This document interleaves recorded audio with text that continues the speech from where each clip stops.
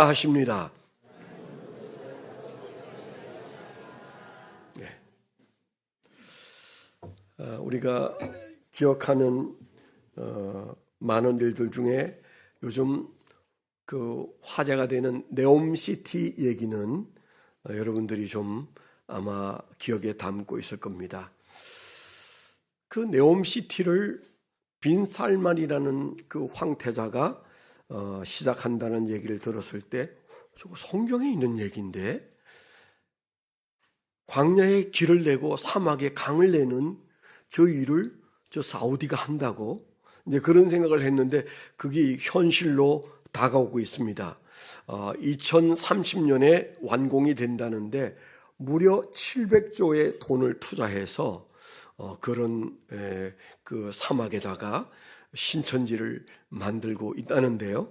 한국의 많은 기업들이 거기에 이제 조인을 해서 꽤 우리나라도 그 사업에 크게 지금 현재 함께 하고 있는 우리 경제에도 영향을 주는 그런 일이 일어난다는데 어디에서 그런 지혜를 얻었는지는 모르겠지만은 그냥 제가 볼 때는 성경에 있는 얘기를 감히 저 사람이 할 수 있을까 그런 생각을 했었습니다. 뭐 그 시티를 어떻게 잘 꾸며도 시간이 가면 낡을 동네지만 그런데 오늘 우리가 읽은 말씀은 하나님께서 우리에게 예언으로 주셨던 말씀입니다. 예수님이 도래하면 오시면 이 세상에 영적인 세계가 열리는데 그 이스라엘 백성들이 이사야에 그 사는 것이 광야였고 그리고 삶이 사막이었습니다. 그랬을 때 하나님께서 장차 너희의 삶이 고쳐질 것이다. 광야가 길이 나고 사막에 강이 흐르는 세상을 너희가 맞이하게 될 것이다. 그 이유는 그리고 그 방법은 너희가 내가 지은 하나님의 백성이기 때문이고 그리고 내가 너희들에게 그런 세상을 안겨줄 것이다. 그렇게 말씀하시고 그때 너희들은 나를 찬양할 것이다. 우리 성가대 찬양 오늘 아름다운 찬양이 있었던 것처럼 그때 너희가 가장 행복한 찬양대로 나를 찬양하게 될 것이다. 그것이 내가 너희를 창조한 목적이다. 너희가 행복하게 살고 사막이 변화해 강이 흐르고 그리고 광야에 길이 나는 그 놀라운 일들 속에서 너희가 나를 예배하는 세상 그것이 너희의 삶의 완성이다. 너희 인생의 완성이다. 그렇게 말씀하시면서 하신 예언의 말씀이 이사야서 43장의 말씀이죠. 조건이 있습니다. 언제 광야가 길이 열리고 사막에 강이 흐를 수 있을까요?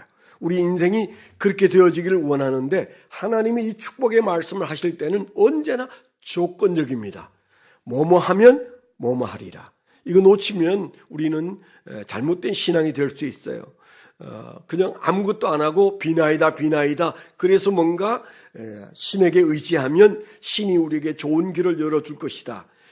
세상의 어떤 잡신은 그렇게 꼬드길지 몰라요. 그러나 하나님은 언제나 우리가 구원받은 축복 외에 살아가는 동안 우리 인생의 길에서 강이 흐르는 축복은 조건적입니다. 반드시 하나님이 우리에게 조건을 제시하시죠. 오늘 말씀에도 자세히 보면 바로 그 조건이 등장하는 것이잖아요.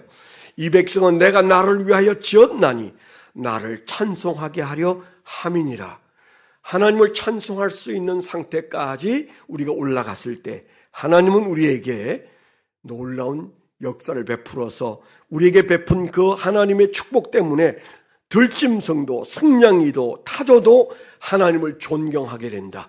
우리를 위해서 베푼 그 강으로 만족하게 되어지는 자연을 지금 현재 주님께서 시적으로 표현해 주셨습니다.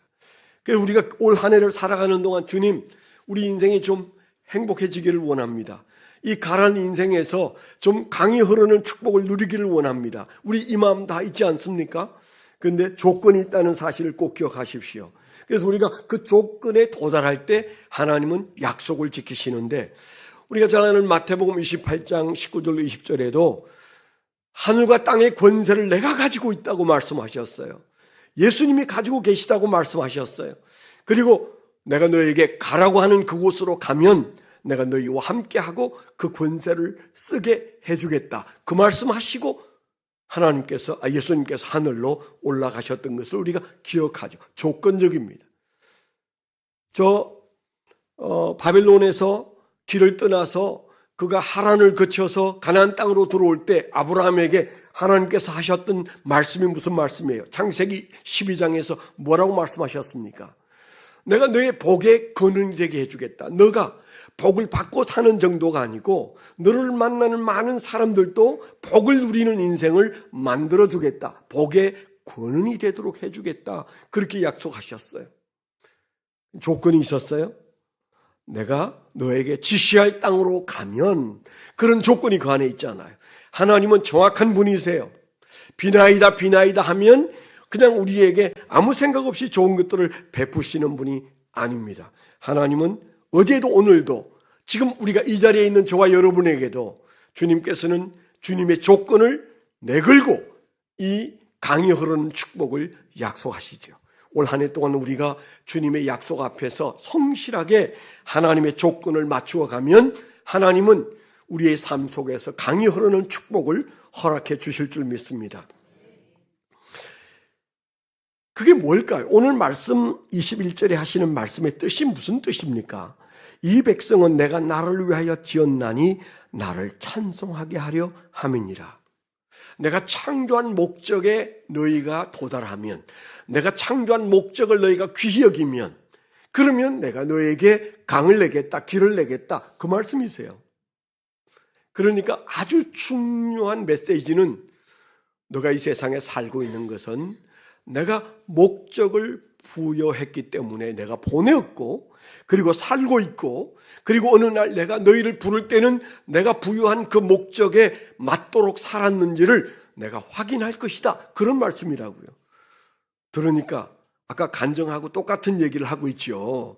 그래서 제가 축도만 해도 되겠다, 그런 생각인데 아직 밥이 다 안 돼가지고 조금 여러분 들으셔야 돼요. 네. 여러분, 이 세상에 사는 사람들이 목적 없이 사는 사람이 있을까요? 모든 사람은 철이 들면서 목적을 가지고 살아요. 문제는 내가 세운 목적이 목적이냐고요. 그게 내 목적이 될 수가 없는 거죠. 그래서 어떤 사람은 여기에 붙잡히고 저기에 붙잡힙니다. 어떤 사람은 죄의식에 사로잡혀서 그냥 그 죄의식을 피해 다니는 게 삶의 목적처럼 사는 사람도 많아요. 두려움에 사로잡힌 사람도 많습니다. 분노에 사로잡힌 사람은 더더욱 많습니다. 누군가가 그랬어요. 전 세계에서 가장 분노에 치를 뜨는 사람들은 저 대한민국에 모여 산다 그랬어요. 점점 우리는 무서운 소식들을 많이 듣습니다. 그런 그 분노가 그냥 분기탱천에 있는 이 사회를 보면서 정말 스트레스가 많구나, 그런 생각을 우리가 하는데, 분노에 사로잡혀 사는 사람, 욕심에 사로잡혀 사는 사람, 또 어떤 사람은 과거에 사로잡혀 사는 사람도 많습니다. 특별히 여기 계신 분 여러분, 과거에 사로잡혀서 살면 안 됩니다. 오늘 말씀에도 분명히 우리에게 뭐라고 말했어요? 보라, 내가 새 일을 행하리니 이제 나타낼 것이라. 너희가 그것을 알지 못하겠느냐? 반드시 내가 광야의 길을 낼 것이다. 이 말씀을 하시기 전에 18절에 이런 말씀을 합니다. 너희는 이전 일을 기억하지 말며, 과거에 잡혀 있으면 하나님이 선한 일을 베푸셔도 그것 내 것 안 됩니다. 옛날 일을 생각하지 말라, 그렇게 말씀하셨어요. 어쩌면 과거에 사로잡혀 있는 사람 중에 가장 위험한 사람 중에 하나가 저입니다. 그래서 과거에 사로잡히지 않은 말씀을 18절을 저는 굉장히 귀하게 여기고 오늘 말씀에 제 마음속에 크게 은혜 받고 있어요.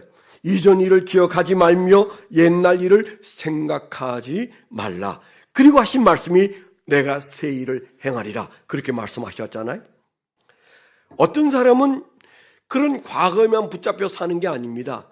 배우자에게 붙잡혀 사는 사람도 있고, 또 부모에게 붙잡혀 사는 사람도 있어요. 이 명절을 지나고 나면 가정이 깨어지는 가정이 많다잖아요. 설 명절을 지나고 추석 명절을 지나면 가정들이 법원으로 달려가는 가정이 많다고 말합니다. 왜 그럴까요? 그 배우자 중에 어떤 한 사람은 부모에게 붙잡혀 있기 때문에 그의 삶의 목적이 마치 부모를 위해서 사는 것처럼 그렇게 살 수도 있다는 것입니다. 그런데 그리스도인은 무엇을 위해서 살아야 할까요? 여러분 무엇을 위해서 지금 살고 있습니까? 이건 그저 배부른 사람들이 묻는 질문이 아니에요. 우리가 배고플 때, 내 삶이 광야로 보일 때, 내 삶의 사막처럼 모든 것이 굳어져 있다고 생각될 때 우리는 꼭 물어야 되는 질문이 나는 무엇을 위해서 살고 있는가 물어보셔야 합니다. 하나님께서 우리에게 오늘 주신 말씀은 뭐예요?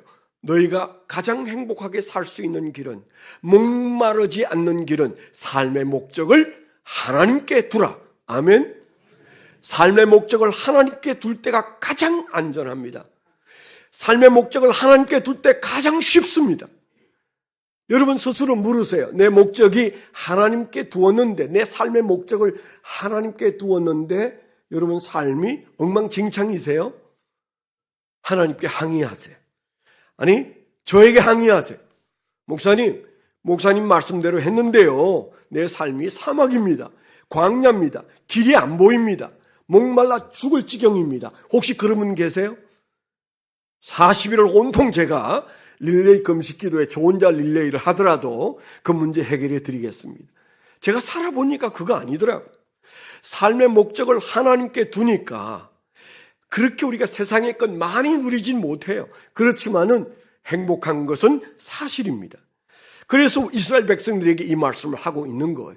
그들의 삶이 항상 풍요했을까요? 아닙니다. 그들의 삶이 메말랐을 때는 뒤를 돌아보면 하나님은 항상 너희의 삶의 목적이 내가 아니고, 내가 창조한 목적대로 살지 아니하고, 내가 너희들에게 요구한 대로 살지 않기 때문에 세상의 것 가지고 살지 내가 주는 것 가지고는 못 살았다. 여러분 세상의 것 가지고 사라지는가요? 아닙니다. 사람은요, 짐승은 몰라도 사람은 땅에 있는 것 가지고서는 절대 만족할 수가 없습니다. 하나님이 부여하신 것으로 우리는 사는 존재들이에요. 그래서 우리가 이 사실을 잘 기억하고 내 삶이 광야가 되어 있다면, 내 삶이 저 사막처럼 그렇게 느껴진다면 여러분 스스로를 되돌려야 합니다. 왜냐하면 이 말씀을 하신 이사야서 이후에 이스라엘 백성들의 운명이 어떻게 됐어요? 그들의 운명은 여전히 광야였고 여전히 사막이었습니다. 아주 긴 시간 동안 그들은 광야를 헤매고 다니고 사막을 헤매고 다녔어요. 성경은 뭐라고 말합니까? 하나님께서 그렇게 기회를 주셨음에도 불구하고 그들은 소수만 돌이키지 않았어요. 나라가 없어도 행복해지는 사람이 있었습니다. 그들은 하나님의 뜻대로, 하나님의 말씀대로 삶의 목적을 하나님께 두었을 때 그들의 인생은 바뀌었어요. 그래서 에베소서 2장 10절에 이렇게 말합니다. 우리는 그의 만드신 바라, 그리스도 예수 안에서 선한 일을 위하여 지으심을 받은 자니, 만드셨고 지으셨다고 말씀하셨어요. 이 일을 하나님이 전에 예비하사 우리로 그 가운데서 행하게 하려 하심이니라, 그렇게 말씀하셨어요. 오늘날 많은 인생들의 비극은 수많은 사람들이 자신의 삶의 진정한 목적이 무엇인지 하나님께 묻지 않고 스스로 목적을 세워서 살기 때문입니다. 그래서요, 이 세상에 사는 사람들이 목적 없이 사는 사람은 없지만 그 목적을 대별하면 한 세 가지의 차원이 있어요. 첫 번째 차원은 생활 유지를 목적으로 사는 사람들이 많습니다. 예수 믿는 사람도 그런 사람이 많아요. 현실 문제를 해결하기 위하여 사는 사람입니다. 그거 가장 낮은 단계의 목적을 가진 사람이에요. 그거 뒤치다꺼리 하라고 하나님께서 우리를 이 세상에 내지 않았어요. 우리가 잘 아는 대로 마태복음 6장에 보면 뭐라고 말씀하셨어요? 하나님이 덜풀을 만들 때에도, 더 새들을 창조하셨을 때에도 하나님께서 그들을 입히고 먹이는 계획 속에 만드셔서 참새 한 마리도 그냥 떨어져 죽는 일이 없다고 말씀하셨어요. 하물며 너희의 머리카락까지 하나님은 세고 계시다고 말씀하시면서 왜 먹고 마시는 문제 때문에 모든 정열을 다 쏟아버리느냐? 그것은 이방인들이 하는 것이다, 그렇게 말씀하셨잖아요. 그래서 우리가 기억할 것은 생활 유지는 목적이 될 수가 없다. 그건 가장 하층민이 하는 것이다. 내 삶이 거기에 매달려 있다면 여러분 스스로의 삶에 대해서 의문을 제시하십시오. 그리고 분연히 일어서십시오. 삶의 목적이 생활 유지는 아니다. 그냥 살고 그냥 평안했으면 좋겠다. 그냥 사고 없었으면 좋겠다. 그냥 무난하게 사는 게 내 목적이다. 그건 예수 믿는 사람은 욕입니다.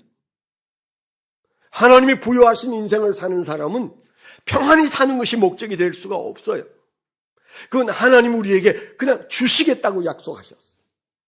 믿음을 가지시면 지금 이 순간부터 여러분 돈이 있으나 없으나 건강하나 건강하지 않으나 마음을 평안케 해주실 줄 믿습니다.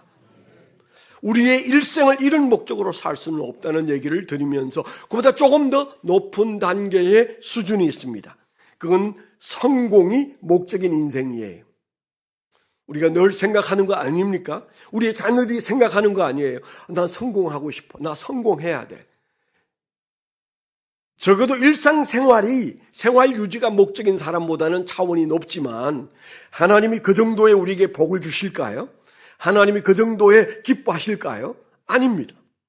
결코 그럴 수 없어요. 제가 언젠가도 한 말씀을 드렸는데 오늘날 중학교 1학년인 아들이 밥을 먹다가 나 앞으로 나 짜장면집 할 거야. 그런 얘기를 했어요. 그 아이는 그렇게 말할 수 있어요. 근데 저는 그날 화를 버럭 냈어요. 제가 좀 화를 잘 내는 사람인 거 아세요? 무슨 그따위 소리를 하는 거야? 막 이제 소리를 질렀어요. 아들이 이해를 못했어요. 아마 지금도 이해 못하려는지 모르겠어요.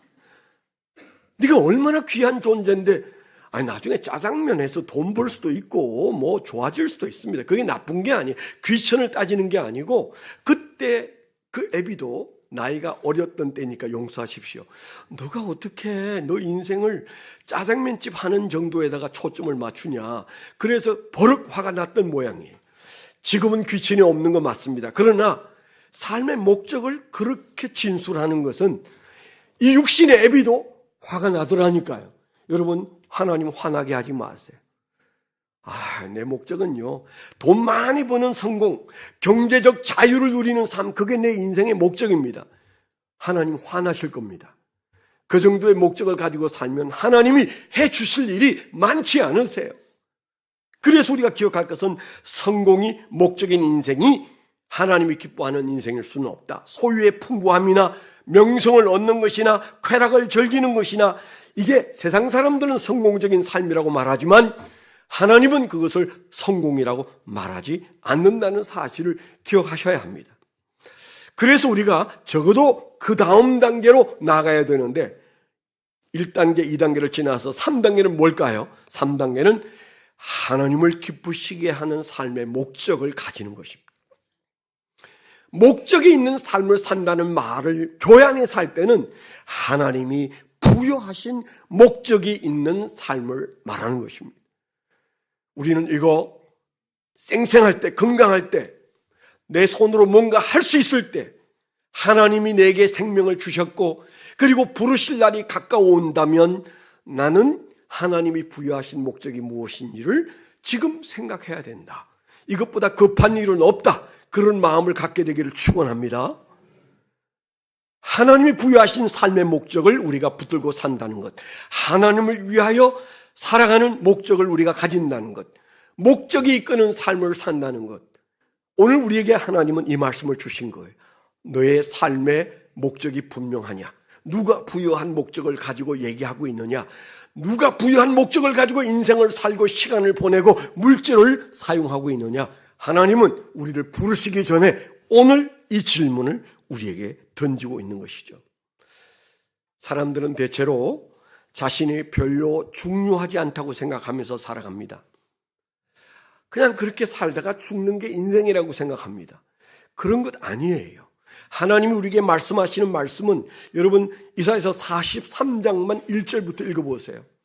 하나님이 얼마나 공을 들여서 나를 만드시고 그리고 나를 지켜보시면서 하나님의 행복이 내 인생에 걸려있다는 사실을 이사야서 43장 안에서 볼 수가 있습니다. 비록 여러분 노인일지라도 그리고 철없는 어린 아이일지라도 하나님 앞에서는 자녀예요.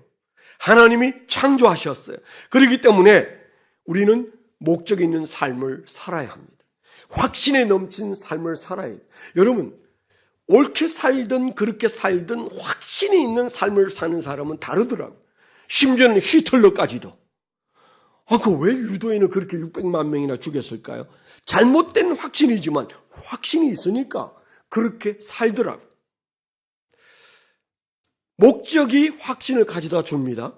당장 이 순간에도 하나님이 부여하신 삶의 목적을 마음에 품으면 여러분 삶이 확신에 넘치는 삶으로 바뀔 수 있습니다. 우리의 자녀들도 마찬가지입니다. 그냥 열심히 공부해서 조금 좋은 대학에 들어가는 게 목적이면 그냥 그렇게 살다가 힘들어 주저앉을 거예요. 그렇지만은 하나님이 부여하신 목적을 깨달으면 우리의 자녀의 가슴 속에서도 확신이 넘치게 되어 있습니다. 여러분, 우리가 잘 아는 다윗이 어떤 사람입니까? 사도행전 13장 36절에 보면 이렇게 말합니다. 다윗은 당시에 하나님의 뜻을 쫓아 섬기다가 잠들어. 다윗이 어떻게 그렇게 위대하게 살았을까요? 사도행전 13장에서는 분명히 말하기를 그가 위대하게 살았던 이유는 하나님의 뜻을 쫓아 섬기다가 죽었다. 그렇게 말하고 있는 거예요. 아까 묘비 얘기도 하셨잖아요. 신상태 장로님이 멋있는 묘비명을 만들어 놨는데 누가 그거 묘비 안 세우면 우리가 가서 세워 드립시다. 네. 가장 좋은 묘비는 하나님의 뜻을 달성한 김아무개. 만일에 그런 묘비가 세워져 있다면 얼마나 멋있는 인생이겠어요. 하나님의 뜻을 묻고 찾다가 그 뜻을 달성한 김아무개가 여기 잠들어 있다. 그런 얘기잖아요. 사도행전 20장 24절에도 나의 달려갈 길과 주 예수께 받은 사명, 곧 하나님의 은혜의 복음을 증거하는 일을 마치려 하면은 나의 생명을 조금도 귀한 것으로 여기지 아니하노라. 바울 사도가 그렇게 말했던 사실을 우리가 기억합니다. 목적이 이끄는 삶, 하나님이 부여하신 목적을 생각하고 그 목적을 내 인생의 목적으로 여기는 사람들에게 적어도 세 가지 확실한 축복이 있어요. 첫째는요, 삶의 좌절감을 극복하면서 살 수 있습니다. 이건 확실한 겁니다. 사람들의 불행은 좌절감으로부터 와요. 내 선택에서 한계를 느낄 때 그때 우리가 힘들어요. 그런데요, 하나님이 부여하신 목적을 깨닫는 사람은요, 이 좌절감을 이길 수 있습니다. 왜 그렇습니까? 하나님의 약속이 기억나거든요. 하나님의 약속이 내 마음속에 꿈틀꿈틀 하거든요. 내 힘으로 안 되는 것 그 너머에 하나님의 권세가 함께 한다라는 사실을 우리가 발견하기 때문에 좌절을 극복할 수 있습니다. 제가 살아온 인생에서도 좌절할 만한 일들을 너끈히 이기고 여기까지 오게 된 것은 하나님께서 내게 부여하신 목적을 나는 따라서 살아가야 한다. 그런 마음을 가지니까 그 좌절이 그 다음날 아침에 일어나면 다시 살아갈 용기가 되더라고요. 잠언서 29장 18절에도 계시가 없으면 백성이 방자해지나 율법을 지키는 자는 복을 받는다 그랬어요. 계시가 없으면, 하나님의 말씀이 없으면, 하나님의 삶에 부여하신 목적이 없으면 백성은 방자히 행한다. 지멋대로 산다. 그렇게 말씀하셨어요. 예레미야서 29장 11절에도 나 여호와가 말하노라 너희를 향한 나의 생각은 내가 아나니 재앙이 아니라 곧 평안이요 너희 장래의 소망을 주려 하는 생각이라. 하나님이 그런 마음으로 우리 앞에 계시다는 사실이 예레미야로 눈물을 흘리다가도 다시 눈물을 그칠 수 있게 만들었다는 사실을 기억하십시오. 좌절을 극복할 수 있습니다. 두 번째 축복은 우리가 하나님의 목적에 붙잡혀 살면요, 두 번째 축복은 더욱 우리 삶에 집중할 수 있습니다. 집중할 수 있습니다. 달려갈 수 있습니다. 인생 한 번밖에 없어요. 휘적휘적 그저 우리가 살다가 해가 지고 해가 뜨고 그렇게 사는 것 아닙니다. 그리스도인의 삶은 죽는 순간까지 하나님의 주신 목표를 향하여 달려가는데 우리가 하나님의 목적이 내 마음속에 살아있으면 집중할 수 있어요. 이번 우리가 40을 해보시면 그런 마음이 점점 강하게 일어날 것입니다. 우리가 이 세상에 하고 싶은 일을 다 하고 해야 할 일을 다 할까요? 그럴 시간이 없습니다. 그래서 우리가 하나님이 기대하시는 일을 붙잡고 살아야 되는데 거기에는 뭐가 필요해요? 선택이 필요합니다. 다 할 수 없어요. 선택해야 합니다. 아주 조금 선택할 수 있을 것입니다. 다른 사람이 아니라 하나님이 원하는 것을 우리가 선택하면서 살아가야 하는데 빌립보서 3장 7절로 14절에 보면 나를 본받으라고 바울 사도가 말하면서 나는 바로 그 표대를 향하여 달려가는 데 있어서 잃어버린 것으로 여기고 그리고 나를 해롭게 할 것으로 여기고 그리고 심지어는 배설물로 여기는 것들을 수두룩이 그가 말하면서 나는 이런 것들을 다 나를 해롭게 하고 잃어버린 것으로 여기고 배설물로 여기면서 나는 표대를 향하여 달려간다고 그랬어요. 12절에 보면 내가 이미 얻었다 함도 아니요 온전히 이루었다 함도 아니라 오직 내가 그리스도 예수께 잡힌 바 된 그것을 잡으려고 달려가노라 그렇게 말했어요. 달려가노라 그렇게 말했어요. 얼마나 집중력 있는 삶을 그가 살다가 순교했습니까? 에베소서 5장 15절로 17절에도 그런 너희가 어떻게 행할 것을 자세히 주의하여 어떻게 행할 것을 자세히 주의하여 지혜 없는 자 같이 하지 말고 오직 지혜 있는 자 같이 하여 뭐 하라고 그랬어요? 세월을 아끼라고 그랬어요. 세월을 아끼십시오. 때가 악하니라. 때가 악하다는 말은 무슨 말이에요? 끝이 가깝다. 그런 말씀이 있어요. 개인적인 끝이 올련지 우주적인 끝이 올련지 몰라도 끝이 가깝다. 그렇게 말씀하신 거죠. 그러므로 어리석은 자가 되지 말고 오직 주의 뜻을 무엇인지 이해하라. 하나님이 나에게 부여하신 뜻을 아는 만큼 지혜로운 인생이 없습니다. 마지막으로 우리가 기억할 말이 한마디 더 있는데 그것은 우리가 하나님이 부여하신 목적을 붙들고 살면 하나님의 평가를 잘 받을 수 있어요. 이 세상에 우리가 무엇을 먹고 무엇을 하고 살았건 다 지나가는 것입니다. 과거의 일은 돌이켜볼 가치조차 없을 수 있어요. 그런데 우리가 하나님 앞에 선다는 것은 너무도 중요한 것입니다. 우리 모두가 하나님 앞에 서게 될 것입니다. 그리고 하나님의 부르심 앞에서 평가를 받게 될 텐데 어떤 이에게는 상이 있을 것이라 성경에 도처에 그렇게 말씀하셨어요. 아까 제가 말씀을 드렸던 바울 사도의 빌립보서 3장 14절에도 이런 말씀이 나와요. 표대를 향하여 그리스도 예수 안에서 하나님이 위에서 부르신 부름의 상을 위하여 달려가노라. 부름의 상을 위하여 달려가노라. 로마서 14장 12절에도 이러므로 우리 각인이 자기 일을 하나님께 짓고 하리라. 자기가 살아온 인생에 대해서 하나님께 낱낱이 얘기하는 시간이 올 것이라고 말했어요. 여러분, 그날이 기다려져야 합니다. 그날이 두려우면 안 됩니다. 우리가 좀 부족하지만 그날에 주님 앞에서 내가 칭찬받을 것을 소망할 수 있도록 오늘 우리가 목적이 이끄는 삶을 살아야 돼요. 제가 오래전에 2006년에 목적이 이끄는 삶을 40일 동안 하고 은혜도 많이 받았지만 힘들었어요. 그래서 자꾸 제 마음속에 목적이 이끄는 40일 특별 새벽 집회를 하도록 하나님께서 제게 감동을 주셨을 때 이 나이에 무슨 40일을 그 어떻게 하지? 그런 마음을 많이 가졌는데 이 부담이 점점 커져서 안 하고는 못 하겠더라고요. 그래서 제 마음속에 하긴 하는데 40일 늘 하는 새벽 기도니까 괜찮은데 문제는 그 두꺼운 책을 내가 써머리 했던 게 어디 가고 없어요. 그래서 그걸 어떻게 하나 그랬는데 지난주 화요일 날 문제를 해결받은 것이 밥을 먹으면서 세미나 오신 목사님들과 앉아서 우리가 40일 특세를 하는데 그 써머리를 다시 해야 되는데 그 마음에 엄청 부담된다 그랬더니 다음 주에 설교 오실 박종호 목사님 그 18년 전에 했던 거 제가 써머리 한 거 그거 가지고 있는데요. 얼마나 훌륭한지 18년 전 제가 했던 써머리를 그분이 가지고 있대. 진짜요? 나도 없는데? 그랬더니 목사님이 있습니다. 제가 갖다 드리겠습니다. 내가 밥 살게 가져오시오. 그랬더니 그걸 PDF 파일로 다 찍어가지고 저한테 보내주었어요. 아직 밥은 사지 않았습니다만은 보니까 그게 깨알 같은 메모를 열심히 했어요. 이야, 이분이 이때 성실했구나. 내가 한 강의를 저렇게 깨알같이 잘 메모를 한 것이 거기에 있더라고요.